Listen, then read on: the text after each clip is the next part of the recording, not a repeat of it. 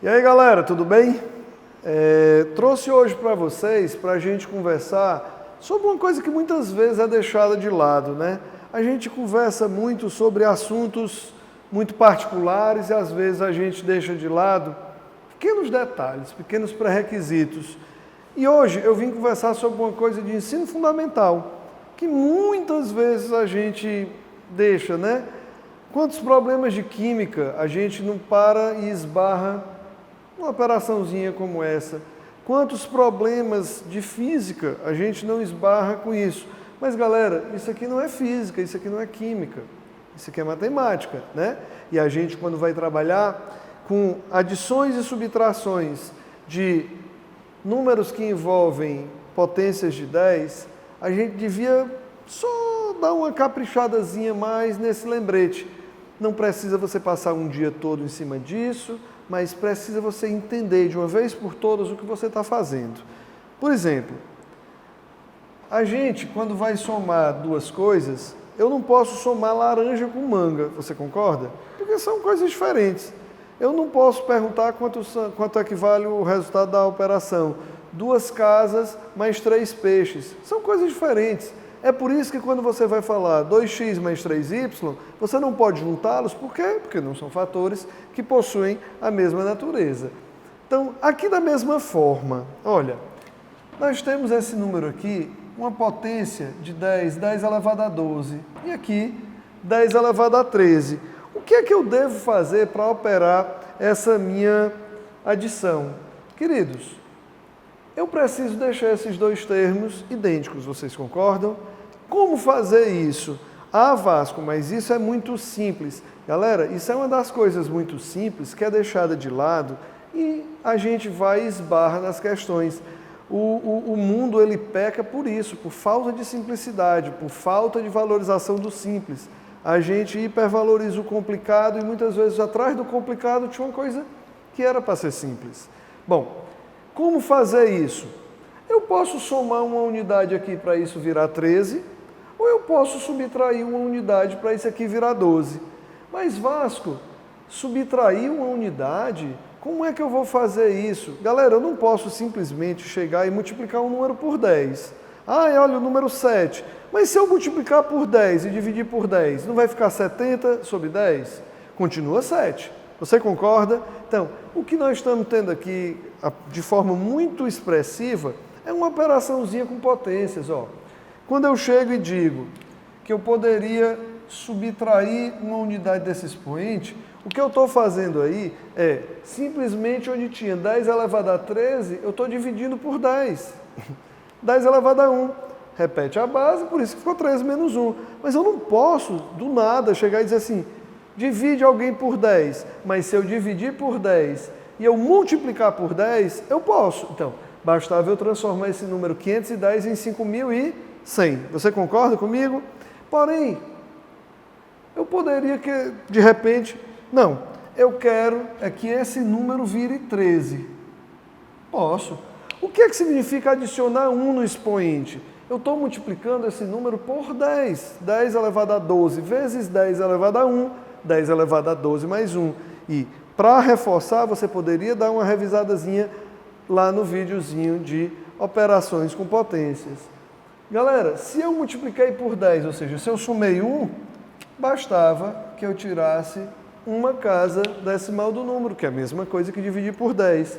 Vejamos o que é que vai aparecer.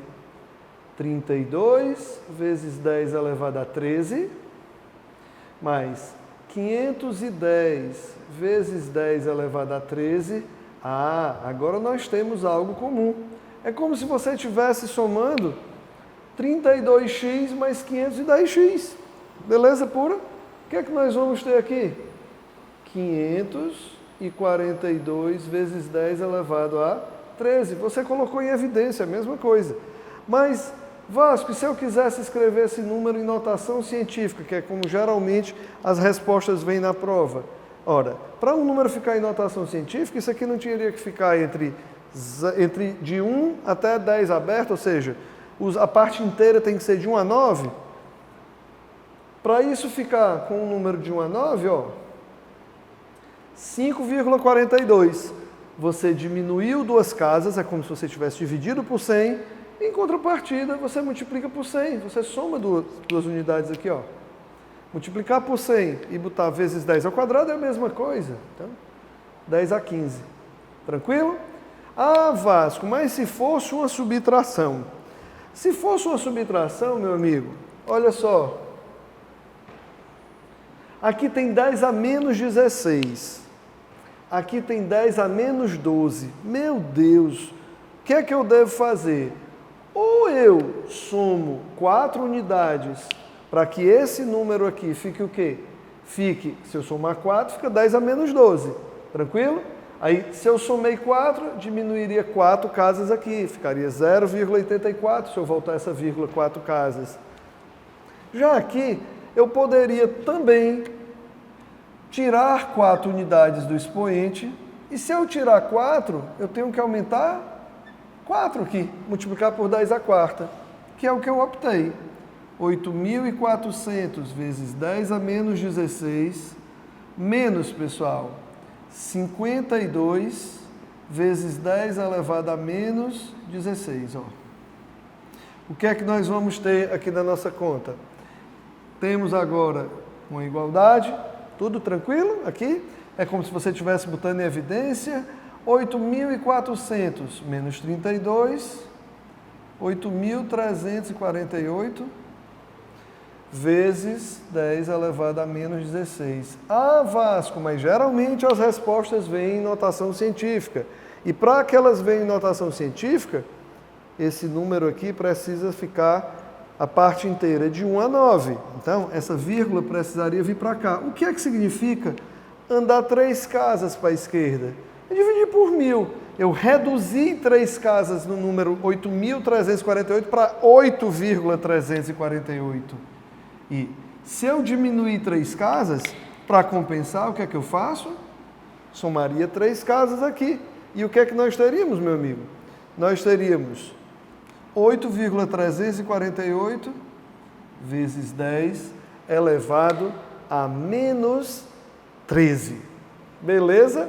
E aí, com isso, a gente dá uma pequena revisada sobre essas duas operaçõezinhas, adição e subtração, de números que envolvem potências de 10. E aí eu queria, para encerrar o nosso bate-papo de hoje, te fazer mais uma perguntinha, mais uma vez. Agora no Enem PPL 2019, veio novamente uma questão elaborada sobre números racionais, né? Sobre números que a gente pode escrever na forma de fração. E meus amigos, é importantíssimo a gente saber que quando uma pessoa nos apresenta uma fração imprópria, por exemplo, 23 quartos. 23 quartos, ele está dizendo que isso é 23 dividido por 4. Ora, 23 dividido por 4 dá 5. Olha só. O que é que a gente tem aqui nessa brincadeira? 5 inteiros e 3 partes de um total de 4. Esse i aqui, que às vezes a gente na pressa quer ver como uma multiplicação, isso é uma soma. Esses 5 inteiros e 3 quartos é a mesma coisa que 5 inteiros mais 3 quartos. Aqui nós tiraríamos o MMC, 20 mais 3, e ficaria o nosso 23 quartos. Olha, antes de tu apostares em coisas muito profundas, conselhozinho de vô, revise a sua base. Anexo a essa revisão que esse vídeo te propõe, eu sugiro que você vá lá nos meus vídeos e olhe uma aula sobre conjuntos numéricos, para a gente revisar também dízimas periódicas. Isso é de suma importância para a prova. E amigos, saber trabalhar com números fracionários, números que envolvem potência de 10 e saber comparar números decimais com finitos, isso faz parte de um repertório mínimo para que a gente possa caminhar. Então, antes de você mergulhar fundo, dá uma olhadinha nesses tópicos fundamentais, tá? Então, lá nas playlists é onde você vai olhar de forma mais interessante essa separação. Vale a pena revisar potências, vale a pena revisar operações com frações, vale a pena revisar operações com números decimais, vale a pena revisar operações com números com potências de 10 e, como a gente já falou, divisão com potência, multiplicação de potência. Não mergulhe. A chegada até a universidade, ela é um caminho que às vezes ele é meio inseguro. Mas se você pisar nas pedrinhas certas, você cruza esse caminho. E aí, para isso, você precisa achar essas pedras certas. E não é através de conteúdos ultra mega power. É através de conteúdos que vão garantir a tua base da prova. Enquanto tivermos essa estrutura da prova regida a correção pela teoria de resposta ao item, não esqueça, fazer o que é fácil e de média proficiência é que vão te garantir uma grande média. Ok? Um grande abraço, espero que você tenha curtido essa explicação. A gente se vê no próximo vídeo.